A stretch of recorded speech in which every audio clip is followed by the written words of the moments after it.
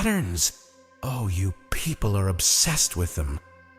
You see two things happen, and suddenly your brain lights up like fireworks. Ah yes, a connection, you think. Cause and effect. You see the dots, and you're so eager to draw the lines between them, like some amateur detective solving the great mystery of the universe. But let me tell you something. What you're really seeing isn't some grand design. No, it's a joke. The cruelest kind of joke. Illusory correlation, they call it. It's when you see two things happen together and convince yourself they must be related, as if the world cares about the little stories your brain tells itself. Let's talk about superstitions for a minute. Ah, superstitions! They're just a playground for this little cognitive prank. You break a mirror and suddenly you're convinced you're cursed with 7 years of bad luck. Or you avoid walking under a ladder thinking you're dodging disaster. You know what's really happening? Your brain is playing make-believe.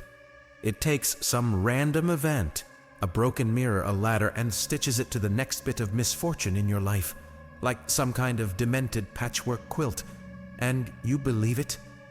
You believe there's a connection, that one caused the other, when in reality, it's all just chaos. But you can't handle chaos, can you? So you invent patterns. You think I'm wrong? Let me tell you a story. There was this woman I knew. Let's call her Sarah. Sarah had the perfect life, or so she thought. But then her relationship started to crumble. You know what she blamed it on? Not the fact that her partner was slipping away. Oh no, that would have been too obvious, too logical.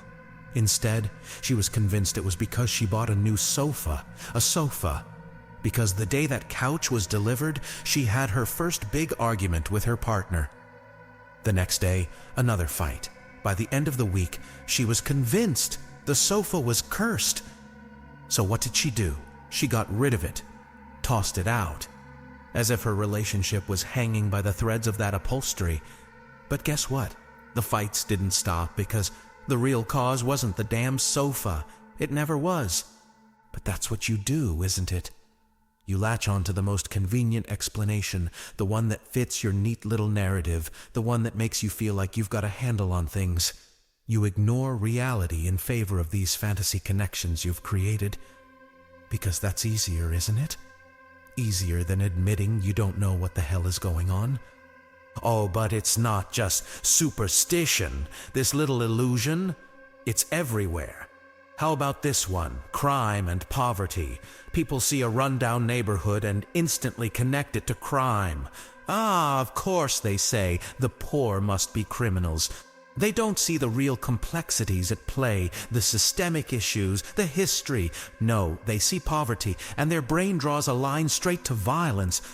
But do they ever stop to think, maybe those two things aren't as connected as I thought? No, because that's not how the human mind works. The mind craves simplicity, neat little boxes where everything fits. Let's go even deeper, shall we? Look at the world right now.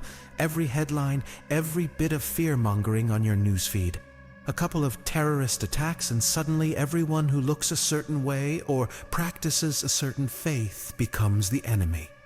It doesn't matter that the vast majority of people are just living their lives minding their own business. No. You've made the connection in your head, and once you see it, you can't unsee it. It's like your brain is playing its own twisted game of connect the dots with no regard for the actual truth. Two things happen together, and suddenly, they must be related. But here's the thing, they're not. It's all just coincidence, randomness, noise, and you're a slave to it. You're trapped in your own mind, spinning stories, drawing lines between things that have no business being connected. But the universe? It doesn't care about your lines. It doesn't care about your need for order. It's just chaos, spinning endlessly while you scramble to make sense of it all. Think about relationships. Ever notice how people love to believe that just because they've had a string of bad dates, it must mean they're cursed in love? Or maybe they think it's because they went on a date on Friday the 13th, and now no one will ever fall in love with them. You think those things are connected? You really think your bad luck in love is because of the day on the calendar? No, sweetheart. You just make terrible choices over and over again. But your brain needs a reason, doesn't it? It needs to feel like it all makes sense, like there's a pattern to the pain. But guess what? It doesn't make sense. It never did. Here's another fun one for you. Politics. Oh, you love to play this game in politics. You hear a politician speak, and they say something that resonates with you, so suddenly you start connecting everything they do with your beliefs. You think, ah, yes, this person represents everything I stand for. But you're not seeing the real picture. You're cherry-picking the moments that fit the narrative you want and ignoring everything else. You've built an illusion of correlation between their words and your ideals, and you cling to it, even as they do the opposite of what you believe in. Because you don't want to admit that your connection, it was never real in the first place. You see this in media all the time. People see a violent video game and a mass shooting, and immediately they think they've cracked the code. Aha, they say it must be the games that cause this. They don't want to look deeper, don't want to face the complexities of human behavior. It's easier to draw the line from video games to violence, even when the data says otherwise. Because that's what you people do.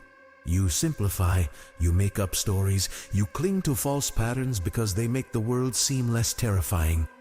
But here's the real punchline, folks. The more you try to find connections, the deeper you fall into your own delusions. You start seeing patterns in the static, in the noise, and the more you believe in those patterns, the more you blind yourself to the truth, that there is no pattern. You think you're some brilliant detective, but you're not. You're just another puppet tangled in the strings of your own illusions, convincing yourself you see the truth when all you're seeing is the chaos of your own mind. And the universe is laughing at you, because while you're busy drawing lines and making connections, it's spinning out of control and you don't even see it. So, go ahead. Keep believing in your illusory correlations. Keep telling yourself that the dots you're connecting make sense. But remember this. You're just fooling yourself. The world doesn't care about your little patterns. It never did. And the real joke, you'll never see the punchline coming.